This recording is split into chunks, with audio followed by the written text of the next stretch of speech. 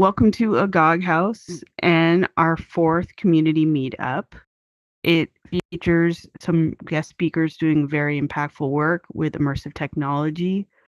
I want to shout out Shushu and Nico, who built this world in collaboration with Mike Mangelberg. They built this beautiful space.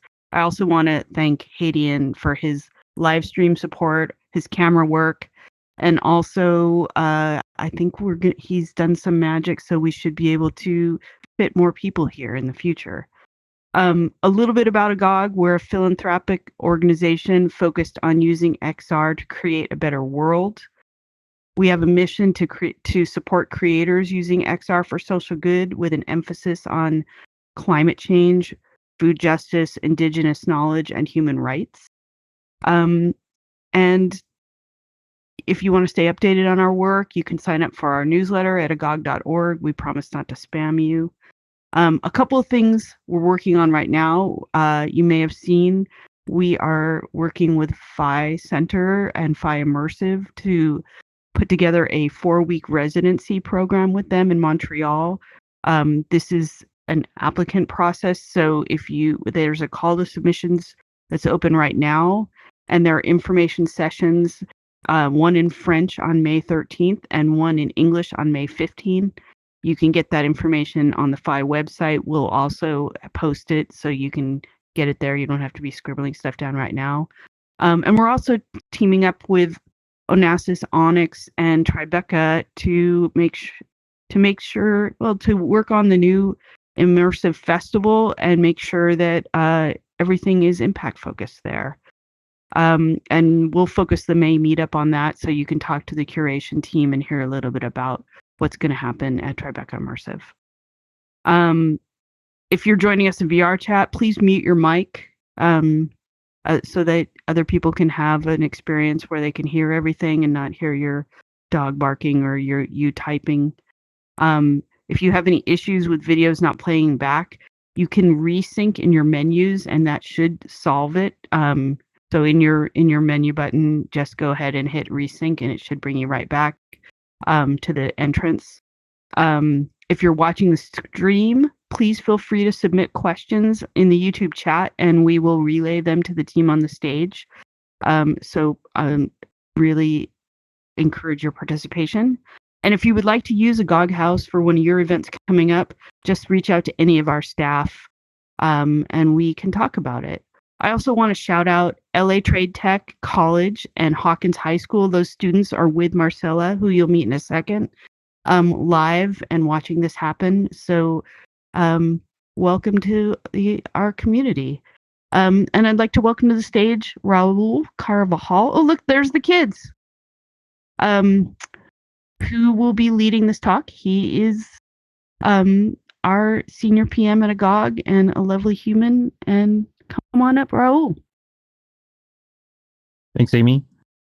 Hello, everybody. My name is Raul Carvajal. As Amy mentioned, I'm senior PM at Agog, and I'm super excited to be moderating this conversation with a bunch of incredible folks who are working on this initiative, this 3-pronged initiative hosted out of ASU.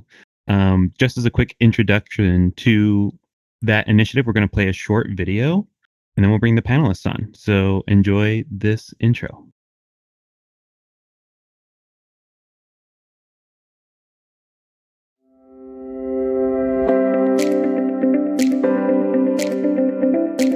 At the Narrative and Emerging Media program here at Arizona State University, we've kicked off a new initiative called City of Awe.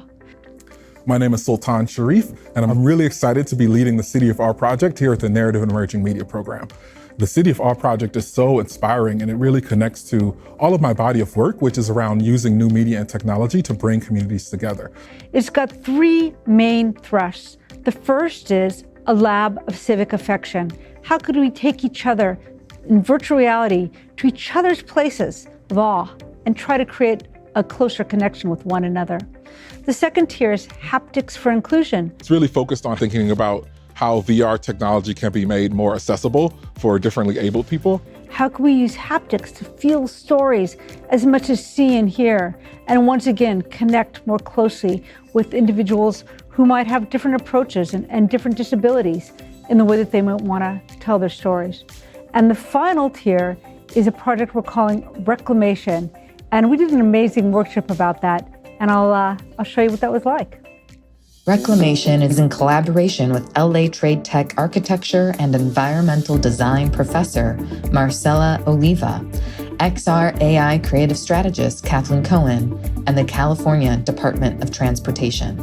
When Kathleen brought us this project from Professor Oliva, we saw how ASU could become a meaningful partner on this transformational project through educational initiatives and virtual narrative instruction. And the project is really working with community members across the city of Los Angeles at discarded sites near highways. And we're working with Caltrans to adopt those sites and then transform those into gardens with community members from the neighborhood. We have community interns that live in these deteriorated neighborhoods where there's a lot of leftover spaces that are really not good for the environment. And we're reclaiming it by creating an ecological solution. I live around this area. Having these little sites can actually bring everyone together. It's a space that can be really interactive with everyone. It's a space where someone can just come, maybe sit, read a book, maybe just take in some air. Having more interaction with nature can also bring a positive effect in their lives as well. And so that process for us is not just renovating these spaces into gardens, but it's also creating a digital twin of the garden. And so what we're doing is we're actually creating a metaverse of digital twin gardens all over the city as we're going to continue to rehab these sites. And we are going in and imagining what else might we be able to envision for that space with the community. We're designing this digital twin, which will have eventually metrics from the actual garden, which will have sensors embedded on each plant. We'll be able to modulate the information gathered from those sensors at the actual site in the digital twin. And so it's really about looking at all of these things and really thinking about what is the story of this space from this community and what stories need to be told today about this project.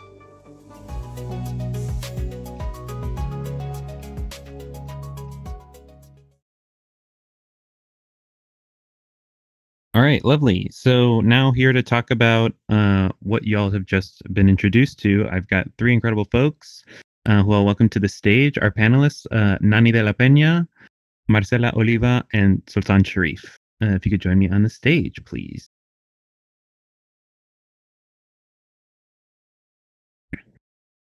Hi, folks. Okay, so we've got Nonny right next to me here, Sultan in the middle, and then Professor Oliva at the end. Thank you all for joining me and joining us here for our monthly event. It's good to see you all. I figure we can start just by talking a bit more about the home for this initiative for City of Awe in general at ASU's newly formed Narrative and Emerging Media program. Nonny, you're the lead there. I'm wondering whether or not you can just tell us a little bit about how that program came to be and how you landed and started creating this particular initiative of City of Awe. So when ASU came to California, obviously a lot of people were like, what are they doing there? But I'm a native to Los Angeles. And this concept of like trying to help transform a place like LA into a city of awe, we just had these multiple of ideas and around the haptics, around lab of civic affection, how we could co-create together these places of awe in order to cross socioeconomic divides. And then Marcela came to us with her incredible work, already starting to transform these barren, trash-littered spaces into something greater, and we're calling that reclamation.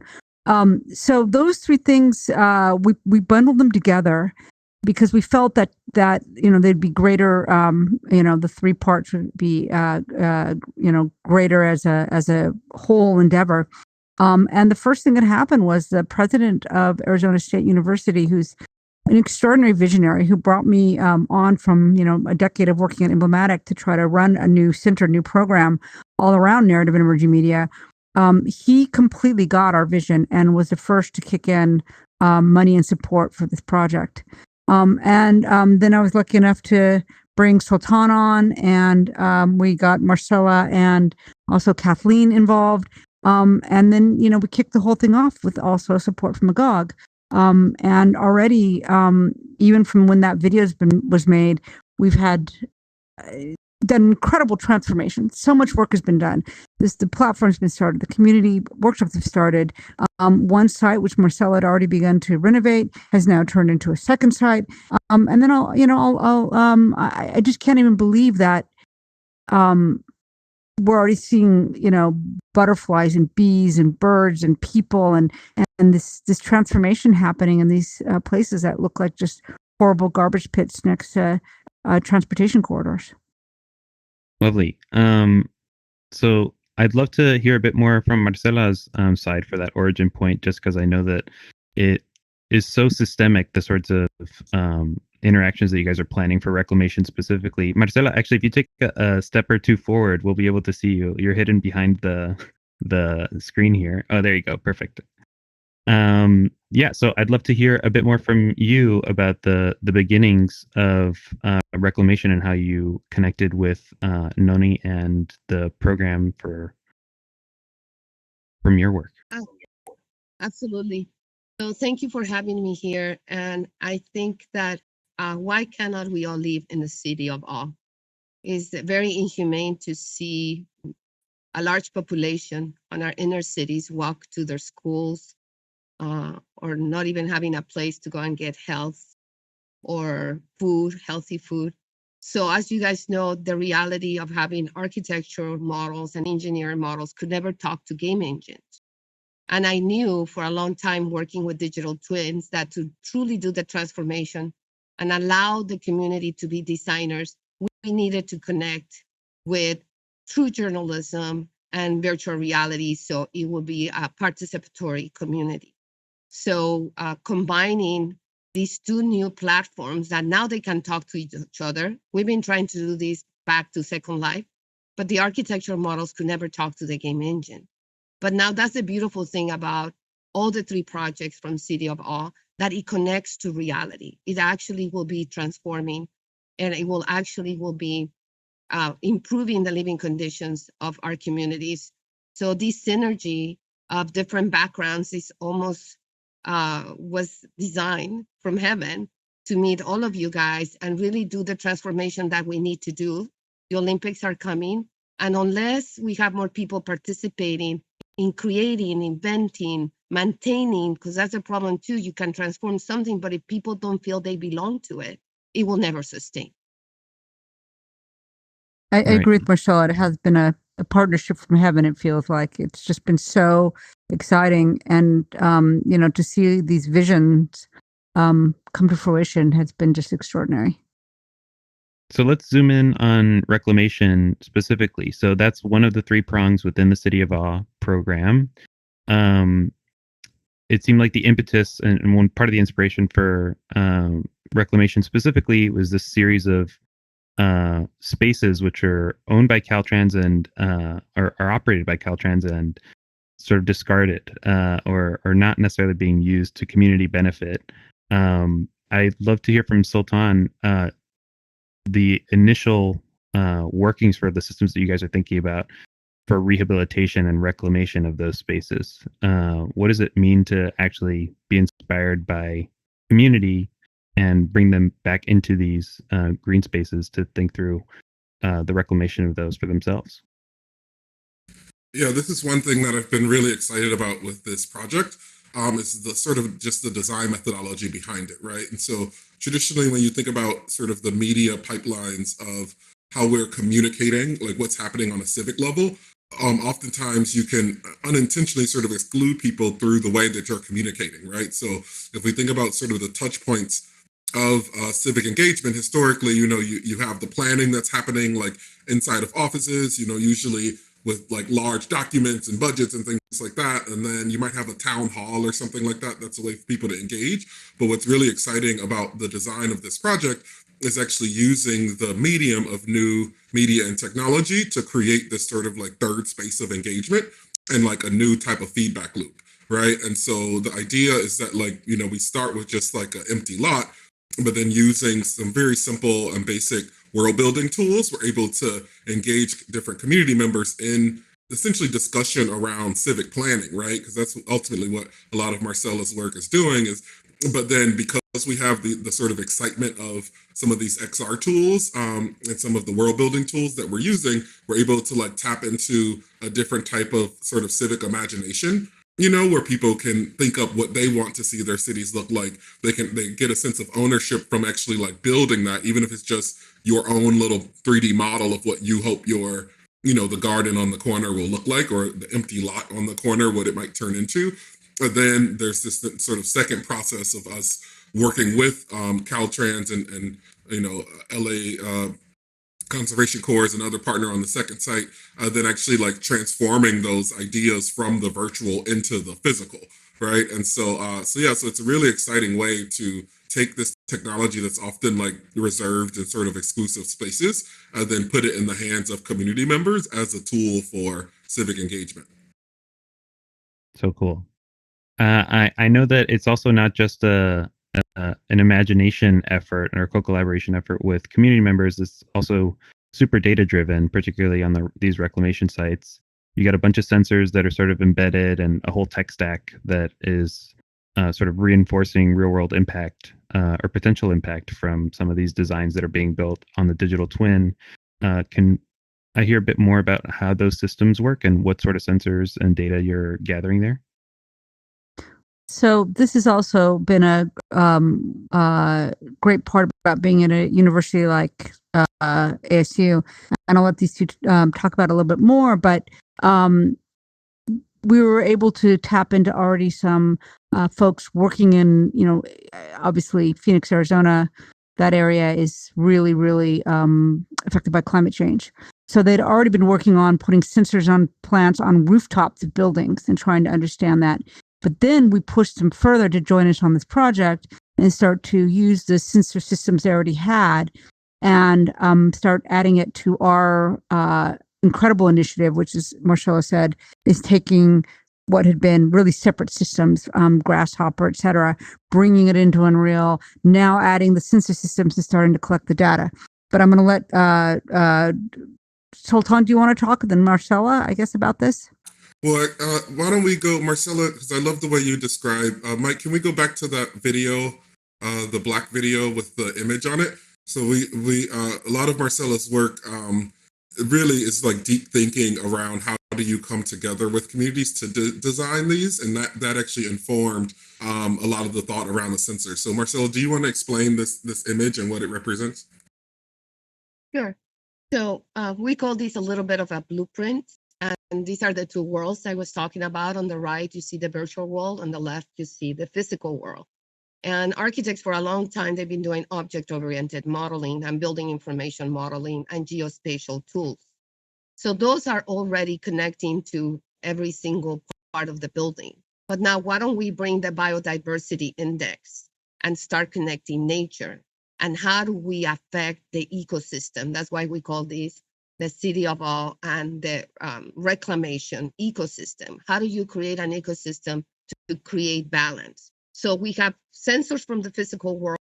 We also have sensors for the virtual world, and how we're going to create. So in the center is what is called the tensegrity model. And as we all know in a community, the problem is that many times you bring green gardens, but then who's going to maintain? Or you bring a lot of initiatives for energy or initiatives for water. But the reality that think of these vertex, each of these vertex is connected to a database, and we've been having some amazing breakthroughs because this is actually extremely data driven. It's connected to humidity, it's connecting to air quality, it's connected to soil texture. So you can actually say, do we actually want to build 10 bioswales to repurpose water, or is it better to do 10 canopies because there's some elderly people that come out and do a walk, or there's a lot of obesity in this neighborhood. So how do you compute? That's why we need all these tools to really shelter, to really educate, to heal, to participate. We need all these tools using AI, using just spatial information systems, using virtual reality, and what is going to be the tension and compression that will allow reclamation to come and reclaim the space so it can be healing inside the community. We are very ambitious, but we truly believe that bringing these initiatives like acupuncture for the planet Earth, we could eradicate poverty, we could eradicate lack of access to education, and also access to food. Caltrans has all these leftover spaces. The city of Los Angeles with Mayor Karen Bass just identify all these open lots. And we just want to create a system, a template where the community are designers, but not just random, but actually quantifying by utilizing that tensegrity model that connects to multiple systems at the same time. So Sultan, maybe you can speak a bit more to the actual translation of some of this data back into community hands, right? Because I assume that some folks you invite back to look at some of this stuff might be intimidated just by the level of data that you're collecting and how interconnected all of it is. What's the effort look like to actually like translate or educate community members to actually take this information and make it actionable and plan against it? Great question. Go ahead, Nonny. No, it's you, Sultan. So we're using like a human-centered design approach, and some elements of like a design methodology that I developed in a lot of my years doing youth program work. And so we really are trying to think critically about like what types of stories we can sort of make out of this data to make it accessible, right? Because you end up with this CSV file that has a bunch of data points around air quality, soil temperature, moisture, humidity, CO2. And so it's like, well, what is the story of that data? What does that data actually mean for the community? So we're taking sort of two approaches. So one is the because the other thing with immersive spaces and what Marcela was saying earlier about connecting the game engine to the architectural software is that it allows us to take what would be like a 2D graph, right, and make that into a 3D model that's moving over time. And so we came up with this base idea off of that tensegrity model that we were just showing on the screen of like, here is the ideal sort of settings and output for a particular plant, right? So you have these we're starting with 7 data points. So,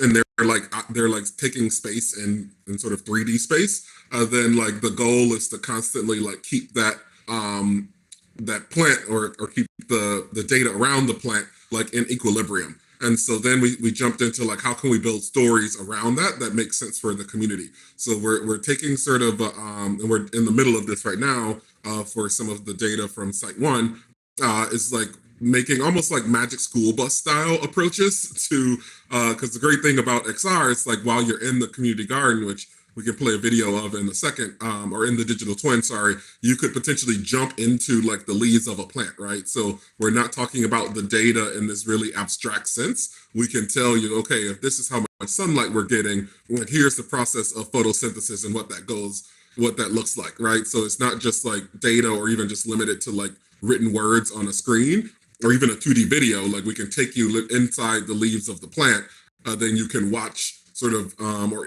we're trying to design like interactive ways. One of the things we were inspired by was Dreamscape Learn, which is another initiative at ASU on the main Tempe campus, where they, if you've seen Dreamscape like at the mall, they've taken that and turned it into like educational tools where they make a story, and as you go through the story, you learn all of these elements. So that's the part that we're really focusing on right now. It's like, okay, we got the digital twin foundation set up. We got all of that. It took us 3 months to figure out all of the data interpolation, and now we're really focused on turning these data into stories that make sense for the community, and then asking the community members what types of stories they want to tell once they get an understanding of the whole sort of data ecosystem.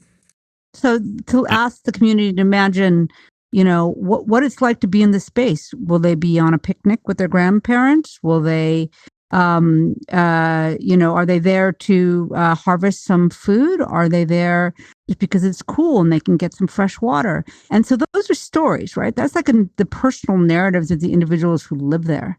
And so that's part of the process too, like, and help them make decisions about what kind of a reclamation project do they want to see in their neighborhood. So it's got this incredible ability to be flexible, so that we've got on one hand this tool that allows education is also we're teaching people these digital skills so that they learn how to create a digital twin and how to work with these type of technologies. So that means that they have some lasting skills. We're leaving a platform that can be adopted by a local school that then can teach very, very important things like photosynthesis.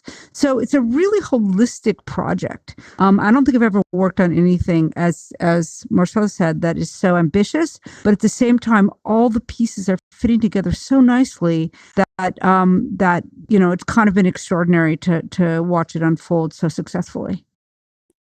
I'm curious. I know that some folks are. Oh, sorry. Go ahead, Marcela. I just want to add one last thing.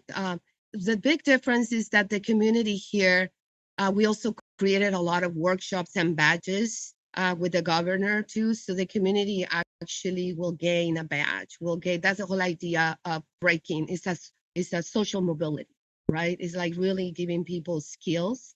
And we have created a lot of kiddo parks and lesson plans. And I don't know if you guys know about biomimicry. We basically use a lot of shapes, behaviors, and geometries from nature about that neighborhood. And then from those mathematical, there's very much about STEAM, science, technology, and sociology all coming together. And the idea is that we will have, or we already have one for Site 2 and Site 1. We develop a set of lesson plans where the community learns about scale and landscape and permaculture and so on. So this is connected to learning without them knowing necessarily that they're learning, but they all get badges and they all get certificates. So I want to say that we're working with a lot of nonprofit organizations, a lot of government agencies to make this happen. And it's just the amount of space that we have to do that this is the only way to do it.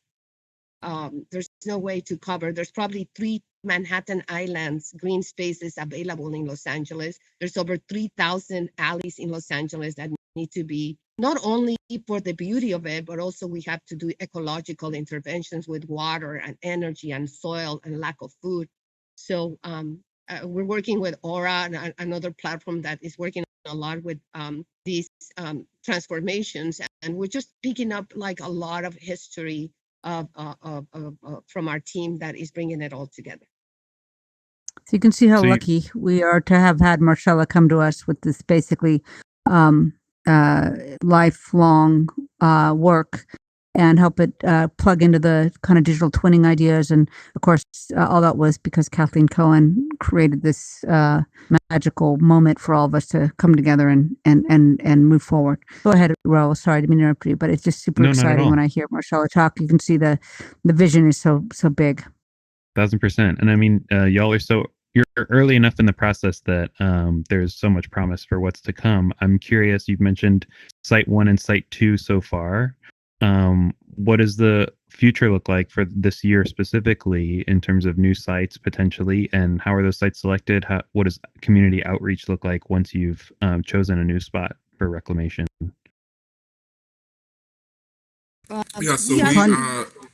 Site 2 is going to take several more months to get fully up and running. And so we've kind of, because of the sort of design approach we're taking where we're sort of forefronting community engagement, we're doing each site sort of on a case-by-case basis. And so with Site 2, we have, a couple of different community partners. Marcela's actually right now at a high school, and then had a workshop yesterday at another high school. And so that one is there's sort of a feedback loop where we had some of the students designing like these leaves that'll be a part of the design of the second site. So right now they're doing a lot of like groundwork, getting the site set up. Then we're still sort of at the sensor level with Project 1, working through a lot of the data and like technical challenges.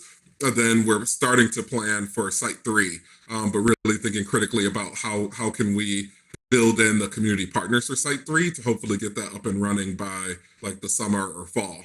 And so each project kind of has like its own sort of like multiple rounds of feedback loops in terms of the physical development of the site, the technological development of the site, and then the community development of the site.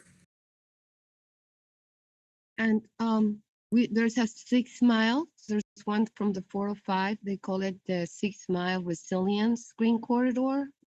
And we're working with the Los Angeles Baldwin Hills Conservancy in charge of the watershed for 70% of the Los Angeles County. And they're very interested on our methodology. And our site 2 is in the center of it already. So it's complex, but they're very excited about our approach to solving something that they believe they can sustain. And that's the whole idea, that reclamation is sustainable. And we have about 14 sites from Caltrans, and the mayor of LA just identified really thousands of sites in Los Angeles. And we have one calling Housing the Gardener. So we will create urban farming, and it will be connected with tiny houses. That's another project that we're writing a proposal right now. Okay, so this whole time we've been talking about one of the three prongs within City of Awe. I'd like to spend a bit of time describing some of the others as well. Maybe let's go to the haptics project. Sultan, I know that you're doing a ton of work there. Can you help describe that initiative for us? Sure. So this is the Haptics for Inclusion lab that Nonny really thought a lot about in terms of coming out of these notions of like an institute of the body. And so we really wanted to look at how can you use haptics, like a lot of the new and emerging haptic technologies, to sort of create another plane of communication in terms of immersive storytelling, particularly as it relates to artists with disabilities. So we have, you can move on, you can just move through these pictures, Mike. So we have, we created this haptics lab. We did an initial launch like last fall, where we brought in some developers and we just kind of worked through some of the different technologies to try to understand how haptic technologies could be applied to, or how they were currently being used for immersive storytelling, which is mostly focused on, shooter games. Basically, a lot of the vests and the gloves are really targeted towards basically what the industry thinks are the most commercial outputs, right? And so just about all of the vests, like if you look up the B haptics vests or even like the haptics gloves, like they're either focused on a lot of gaming or they're focused on industrial training, right? And so we were like, how can we sort of hijack these technologies almost in a way and then use them as a tool for empowerment and for telling stories in a different way. So we did initial lab like last fall for like just exploring. And then we set up this fellowship that we kicked off in February, where we have 4 fellows that are currently, and they're all disabled artists, and they're looking at ways to use haptic technologies for different aspects of storytelling. So one person, Olivia, is deaf and hard of hearing, and so she's doing this amazing project where she made like a mind map of how you, as a deaf person, how you have to like understand what people are saying, that goes between lip reading and what she can hear, with the frequency she can hear from one cochlear implant versus a hearing aid. And then she's creating like an immersive like space basically where you have to walk through it in order to try to understand what people are saying that uses like the haptic vests and gloves. The other artists, I think there's a photo in there, Mike, if you pop forward a couple of photos, is someone with movement disability who mostly has to use a walker or a wheelchair.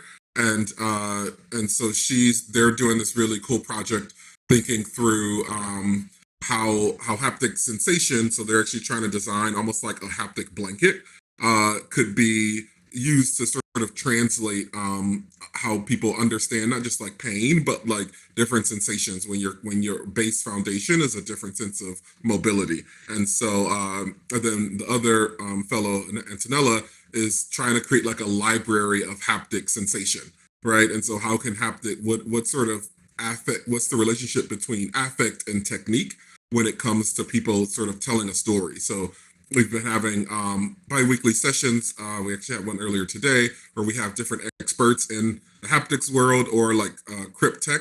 So we're partnered with Leonardo and their Crypt Tech incubator.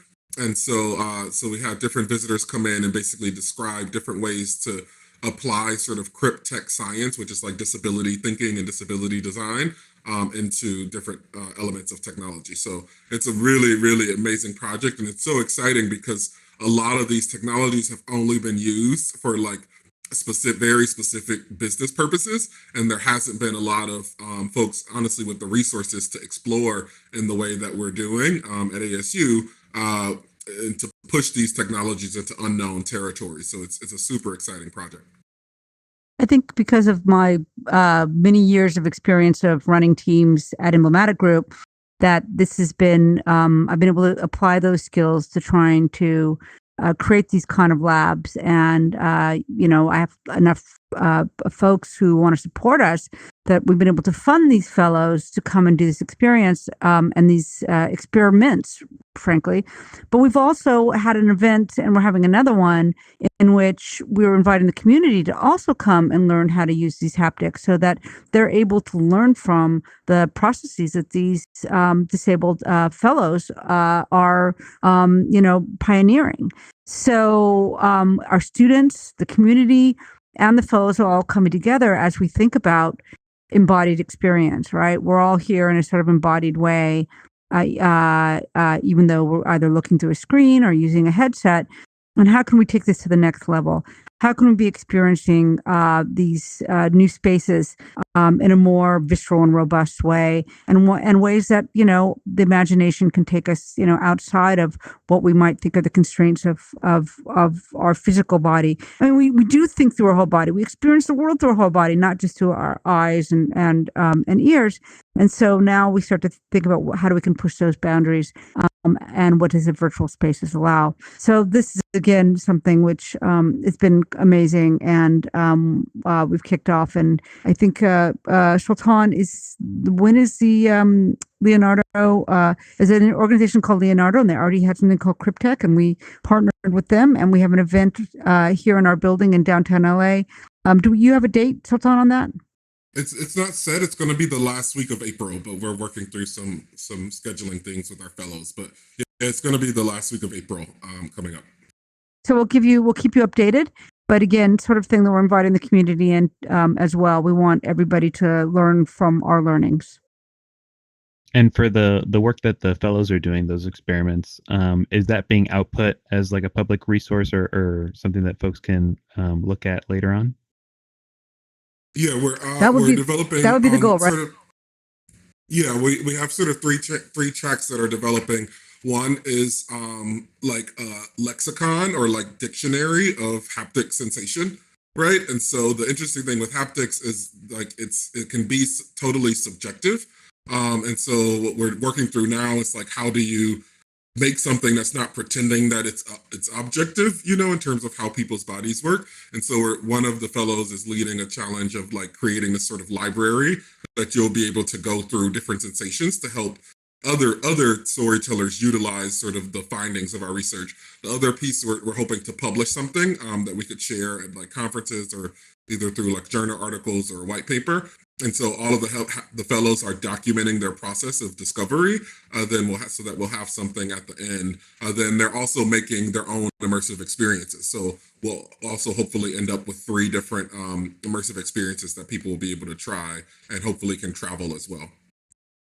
I just want to quickly shout it also. I think Riot Yizbik is in the audience, who's another team member who's been really, really formative in helping make this project, the series of, the whole City of Awe project a reality. Thank you, Riot. I think you're out there. Lovely. We're coming to the end of the session. I'd love to get some questions from the audience, but before we do that, let's talk through the third initiative real quick, which I understand is the most nascent, the Lab of Civic Affection. Nonny, can you give us a summary there? Yeah, we hope that we're going to actually kick it off late summer. We'd love to hear from you all about input or ideas. And that project is we're going to pair folks from different sort of socioeconomic and political backgrounds, differing views, and we're going to teach them how to make each other's places of awe. So, Raul, I would help you make your place of awe, and you would help me make my place of awe. Whether that means, a corner that you love to walk by because somebody always sings beautifully there, whether it's, where you sit and think and read or draw or whatever that place of awe might be. And it doesn't have to be the Grand Canyon. It could be anything that really inspires and makes you feel good. So I help you make yours, and you're going to help me make mine. And when this lab is done, a lot of times people can be brought together and they can, feel pretty affectionate about each other in that lab space. But once they leave, that feeling starts to fade. That's been pretty clear.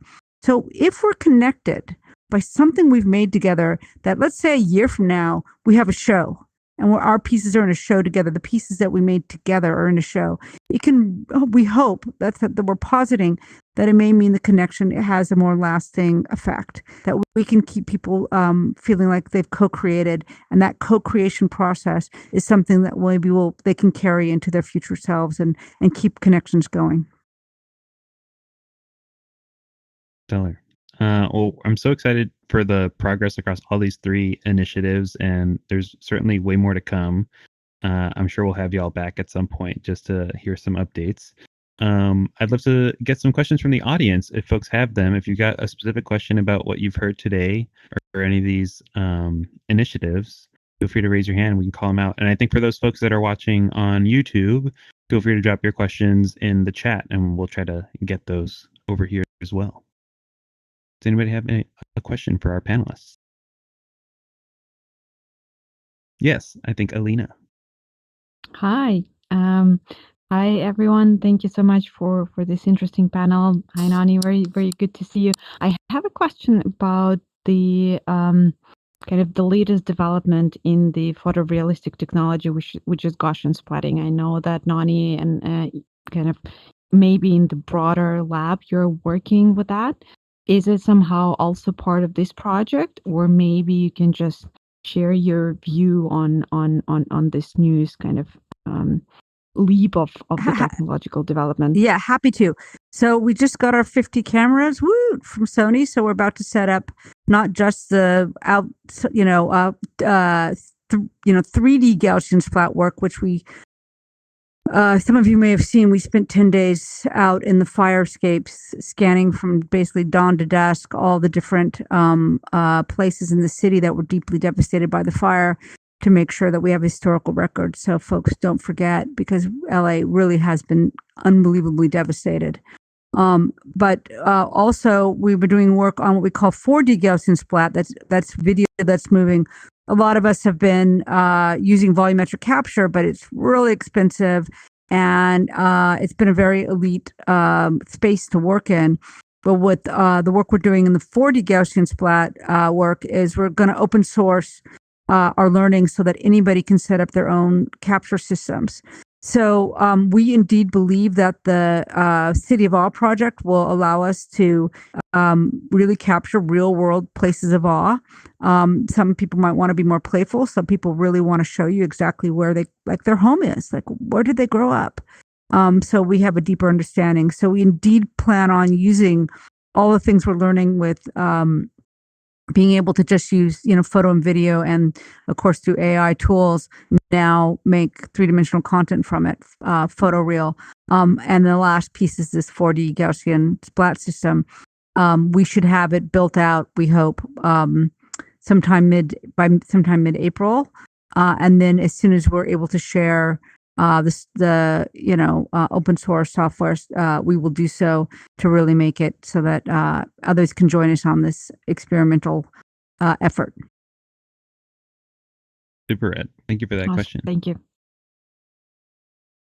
Anyone else have a question for our guests?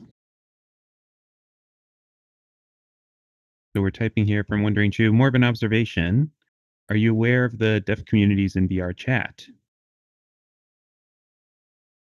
I was not aware of the deaf communities in VRChat. Sultan, were you? Or Marcela? No, not really either. But it's definitely specifically communities that are teaching sign language. Yeah. Right. You know what? I had read about that, but it had not computed as being something we should associate with our City of Awe project. But I'm really, really glad that you've brought that to, made that connection for us, because I actually knew about that. My daughter has some hearing issues, so she had brought it up to me previously. But I'm really glad it's actually something we need to consider as we move this larger project forward. Thank you so much. And it seems we're getting a +1 from Deirdre in the back as well. So thanks for that.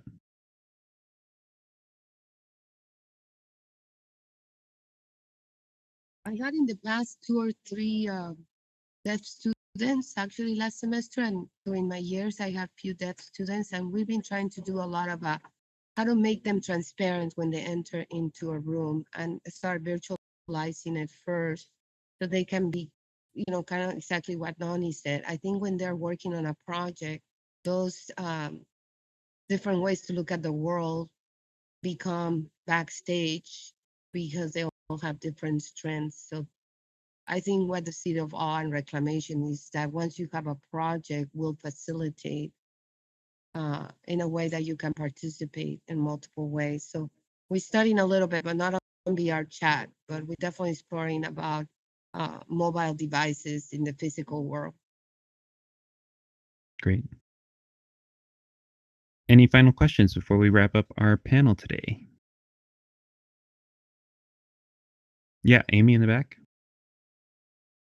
I was just wondering if you all have started, have talking to other cities, and if there's been interest to kind of take what you've learned in LA and share it with other cities who might want to adopt this model. Great question.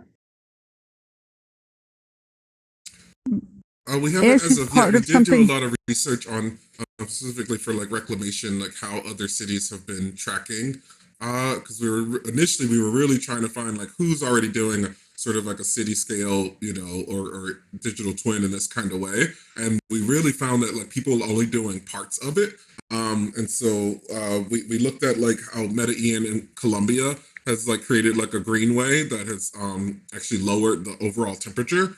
And so and then there are several other cities, and I think Berlin and a few other initiatives where they've been doing a lot of data tracking around green spaces. But I think we're actually, and which is really exciting about this project, reclamation in particular, is we're literally like just hitting the point where a lot of these technologies can communicate and like these systems can sort of cross over in a certain type of way, as well as like hitting this kind of like AI moment where you can build in ways to like scrape data from other sources like that are out there. So I think we'll have a lot to share once we get like our first few rounds of all of these projects underway, and hopefully we can partner with some other cities in the larger initiative.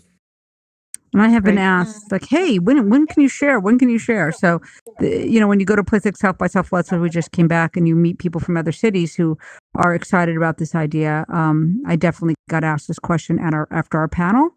And so I think, again, we want to make sure that all of this is made available out there. So if anybody's out there is great at those kind of relationships, we want to hear about them. There's a woman on the YouTube channel named Rachel who was talking about they have sensors on trees in Guadalajara and are doing some stuff that seems compatible. Oh, Rachel, that's really cool to hear. Wow. Yeah, I have my sister in Mexico. She's the head of sustainability for one of the states, and she's also following us very closely, as well as my brother that works with the chancellor for all the universities of Mexico also is following us very closely. So we're hoping to work with them. Awesome. So as folks, as we wrap up here, I'm wondering, where is the best place for people to learn more about City of Awe and the individual initiatives? Where can we point them to? I think Sultan's our lead on that. Sultan, do you want to point to your email address? Is that the best thing you think at this point? We need to set up an info at City of Awe email address, don't we? Yeah, we should work on that. Yeah, they could. Anyone can get in touch with me. I'm really easy to find if you just search me on the ASU directory. But my email is ssharrie at asu.edu. You can also hit me up on LinkedIn. I'm happy to connect. I'm very, very easy to find. I'm the only Sultan Sharrief with my name spelling in the world as far as I know. Nice, very convenient. Well, I'm super appreciative that y'all took some time with us this afternoon to share more about your work. We're gonna definitely be watching this space. On a personal note, right? I love just how non-prescriptive y'all are being with setting up so many of these interconnected systems and initiatives for community to take advantage of locally. I'm just down in Long Beach, so it's near and dear to my heart, and I'm really appreciative. Yeah, thank y'all for your continued dedication to this super killer. Thank you all for being here as well and joining us for our monthly meetup. We've got another one coming up next month. More details will be released soon. As always, you can learn more about that on our newsletter as well as on our website. We'll feature all those event details. And that's the best way to stay in contact is by getting on our newsletter. So yeah, after this, we'll wrap up and there will be some social time. So feel free to hang out in Agog House.